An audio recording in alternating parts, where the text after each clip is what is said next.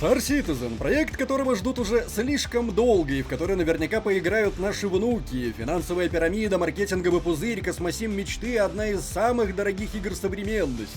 Как только они называют детище небезызвестного Криса Робертса. И действительно можно по-разному относиться к этой ММО, но очень много разных «но». В любом случае, я давно уже хотел сделать видео по этой игре, чтобы рассказать о текущем и будущем состоянии дел. А тут как раз недавно состоялся очередной CitizenCon. Короче, самое время немного освежить в памяти этот ваш Star Citizen. Не забываем подписываться на канал, напоминаю, это лучшее, что вы можете сделать, чтобы поддержать нас на ютубе. Также довожу до вашего сведения, что наш контент теперь дублируется на отечественных площадках в ВК и на Рутуб. Все ссылки, разумеется, в описании. Ну и традиционно обращаю ваше внимание на мой телеграм. Если хотите быть в курсе самых свежих новостей в жанре MMORPG с моими комментариями, общаться вживую в чатике, получать вовремя все анонсы, милости прошу к нашему шалашу. Меня зовут Мадлер, это портал Гоухару, и мы начинаем.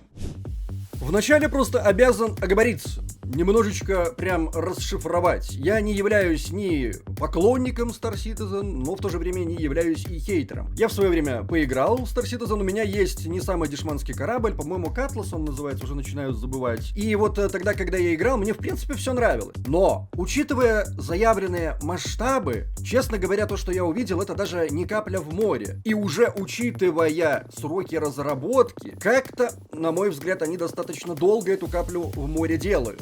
И, в принципе, даже понятно почему. Об этом мы тоже поговорим. Ну а в целом, этот проект мне интересен. Я давненько хотел сделать ролик, посвященный нынешнему положению дел Star Citizen, будущему Star Citizen. И вот этим вот сомнительным моментам, которые, как несложно догадаться, у такого масштабного и, мягко говоря, финансово обеспеченного проекта, безусловно, присутствуют. Так что давайте во всем этом обстоятельно разбираться. Погнали.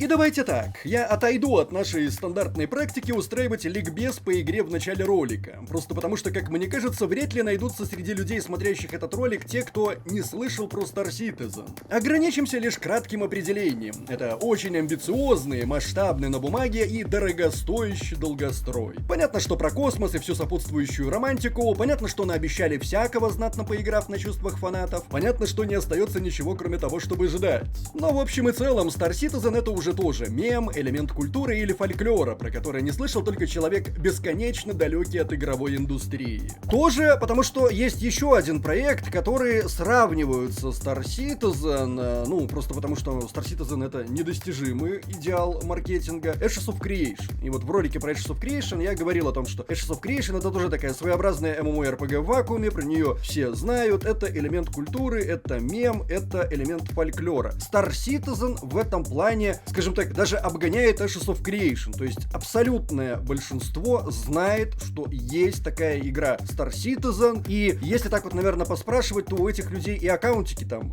тоже будут. Также нужно сказать про деньги, потому что деньги — это краеугольный камень Star Citizen, вокруг которого, кто бы что ни говорил, и это лично мое мнение, строится весь процесс разработки. Дело в том, что эта игра за время разработки собрала уже более 700 миллионов долларов, может быть даже уже и все 800, у меня не самые свежие данные. И порой складывается ощущение, что разработчики, а точнее их бессменный руководитель Крис Робертс, озадачены не тем, чтобы поскорее доделать и выпустить игру, а изобретением очередного ловкого способа выманить побольше денег на эту самую разработку. Что-то из этих денег, безусловно, идет на разработку, а что-то на очередной виток маркетинга. Ну и знаете, получается своего рода такой замкнутый круг.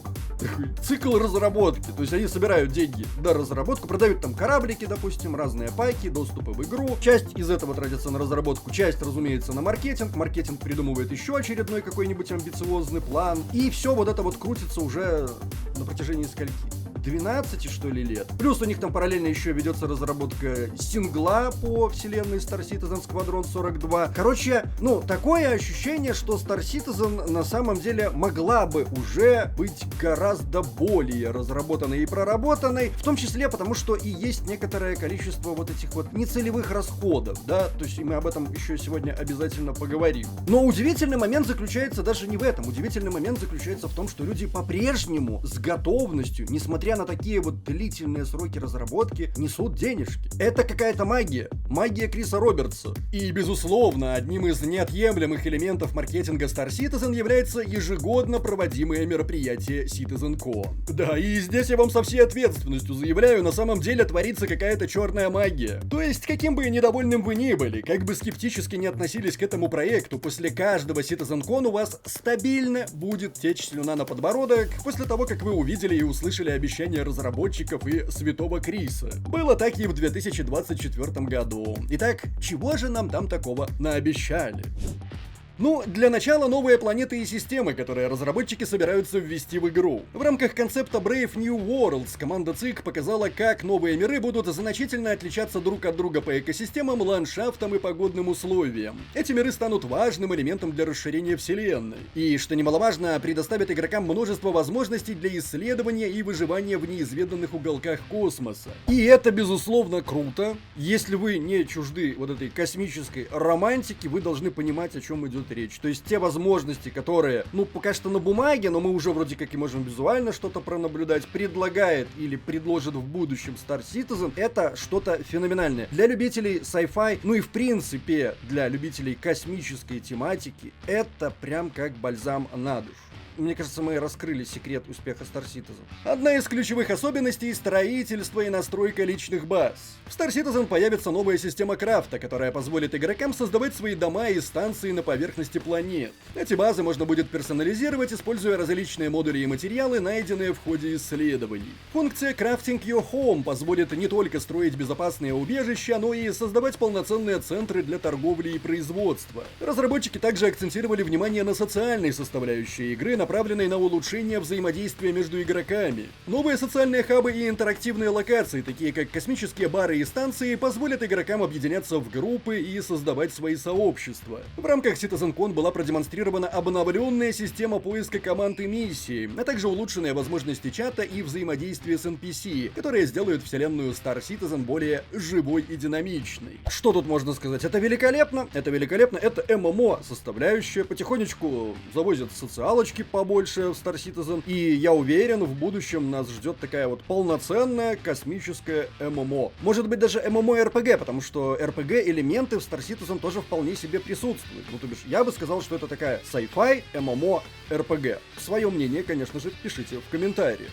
Одним из запоминающихся элементов CitizenCon 2024 стала презентация новой системы кастомизации персонажей и их снаряжения. Разработчики продемонстрировали широкий выбор новой брони и оружия, а также новые предметы, которые можно будет модифицировать и настраивать под стиль и тактику каждого игрока. Подраздел Dressed to Kill показал, как игроки смогут выделиться в игре не только своими навыками, но и внешним видом, адаптируя экипировку под разные сценарии и роли. ЦИК также показали новые детали системы Пайра и рассказали о планах по ее расширению и созданию новых локаций. За пределами Пайра игроки смогут исследовать другие системы, каждая из которых будет иметь уникальные особенности и сюжетные линии. Это расширение позволит игрокам глубже погрузиться в исследование космоса и откроет новые миссии и события. В ближайших обновлениях появятся строительные машины, которые станут важным инструментом для создания баз и инфраструктуры на планетах. Эти транспортные средства позволят игрокам развивать свои базы быстрее и эффективнее, включая строительство посадочных площадок, хранилищ и других объектов. Понятное дело, этот элемент особенно важен для тех, кто планирует заниматься колонизацией и созданием промышленных центров в удаленных уголках вселенной.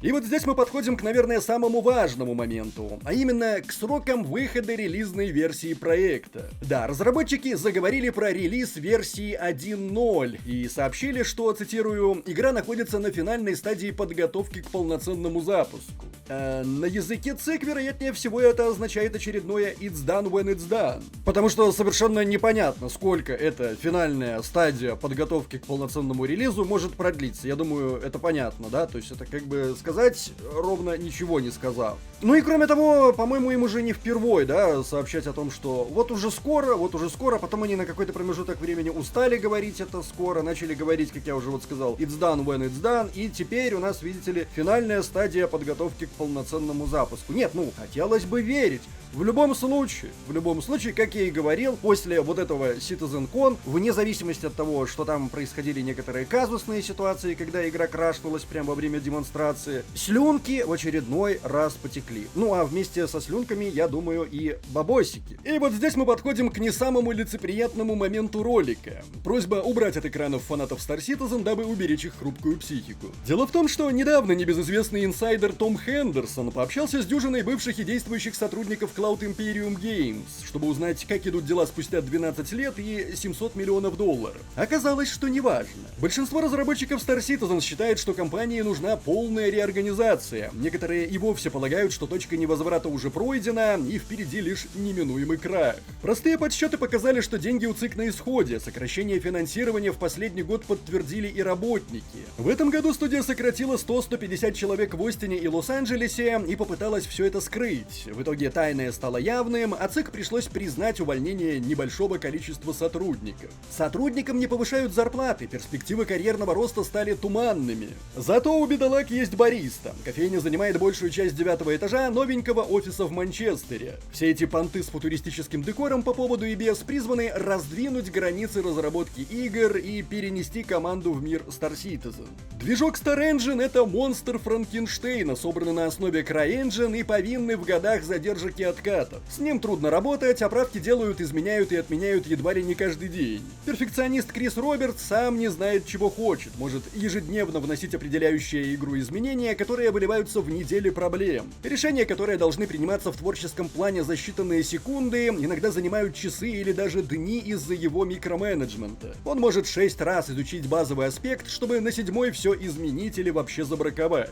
Да еще и ждет выполнения своих указаний в нереалистичные сроки. Постоянные творческие шатания, микроменеджмент, плохо оптимизированный движок и отсутствие стандартных процессов разработки — все это приводит к исходу опытных разработчиков в последние годы. Ветеранов сменяют молодые и дешевые кадры, иногда берут просто за то, что ты фанат Star Citizen, а обучать их толком некому. Компания в поиске дополнительного финансирования и идей для продления разработки. Для этого форсируется релиз Squadron 42 с прицелом на целую серию игр. Так что определенно стоит ждать больше все более дорогих кораблей. Ну и вишенкой на торте является то, что рассматривается даже выпуск еще одной игры. Теперь уже про средневековые фэнтези. Вот и получается, что с одной стороны у нас великолепнейшие презентации, грандиознейшие обещания. Охренеть, какие крутые кораблики, чего уж тут греха таить, это что-то прям первобытное. Ты когда покупаешь этот кораблик и ходишь по нему, о май гад! А с другой стороны все выше обозначенное. И я, конечно же, не склонен на 285 000% всему этому верить, но даже если часть из этого правда, то получается, что дела у ЦИК и, соответственно, у Star Citizen очень не очень.